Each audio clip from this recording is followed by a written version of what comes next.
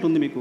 నాకు డిటాచ్మెంట్ ఏం లేదు. నాకు ఎక్కువ వివరాలు తెలుసు కాబట్టి కొంతమంది నా దగ్గరకు వచ్చి వేరే చెప్పలేరు. ఎందుకంటే నాకు అందరి గురించి చాలా విషయాలు తెలుసు కదా. నేను కొత్తగా చూస్తలేను పరిశ్రమ. కొంతమంది అమెరికా నుంచి వచ్చిన వాళ్ళకు సెలబ్రిటీస్ అంటే సోషల్ క్లైంబింగ్ అంటారు దీన్ని ఇంగ్లీష్లో. ఓకే.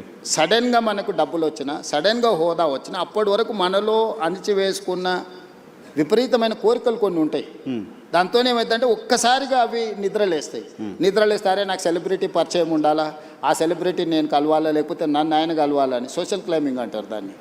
అంటే అట్లా బయట ప్రపంచంలో ఉండే వాళ్ళతో కొంత కలవాలని కోరికలు ఉంటాయి. నేను 30 ఏళ్ళ క్రితం అందరూ ఇప్పుడు స్టార్స్ అని చెప్పేటోళ్ళు అందరూ కిడ్స్ ఉన్నప్పుడు నాకు తెలుసు. ఓకే. నేను పేర్లు చెప్పను కానీ వాళ్ళు స్కూల్కి వెళ్ళి, లేకపోతే జూనియర్ కాలేజ్కి వెళ్ళి, లేకపోతే వాళ్ళు కాలేజ్ నుంచి బయటకు వచ్చి సింగిల్ బియర్ తాగాలనుకున్నప్పుడు కూడా నా దగ్గరకు వచ్చేటోళ్ళు. అన్న నువ్వు సంతకం పెడితే నేను బియర్ తాగుతా అని. సింగిల్ బీర్ తాగడానికి మీరు వచ్చారు, మీ దగ్గరికి వచ్చారు. ముఖ్యమంత్రి అయిన తర్వాత మీ దగ్గర రావడానికి అదే భయపడతారు. చెప్తున్నా. అన్ని చూసిన తర్వాత నాకు వచ్చి కొత్తగా చెప్పలేరు కదా నర్సింగ్. ఓకే. సో అందుకోసమని నేను ఏ పరిశ్రమతోనైనా ధూళిపేటల గుడంబ అమ్ముకునే వాళ్ళతోని నేను అంతే రిలేషన్ మెయింటైన్ చేస్తా.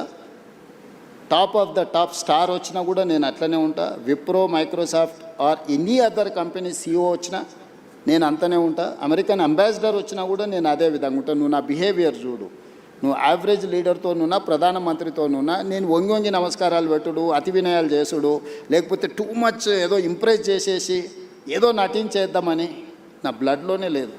నేను ఉన్నది ఉన్నట్టు ఉంటా, వచ్చేది వస్తుంది, పోయేది పోతుంది. ఇట్లుంటేనే ముఖ్యమంత్రి అయినా. ఇంకా కొత్తగా ఏంది నేను చేసేది?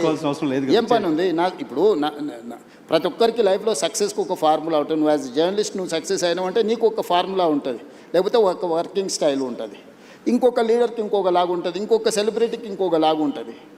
నాకు నా లైఫ్ ఇట్లనే గౌరవాన్ని తెచ్చిపెట్టింది, హోదాని తెచ్చిపెట్టింది, ఈరోజు గుర్తింపు వచ్చింది. సో నా లైఫ్ అనేది ఇట్లనే ఉంటుంది నర్సి.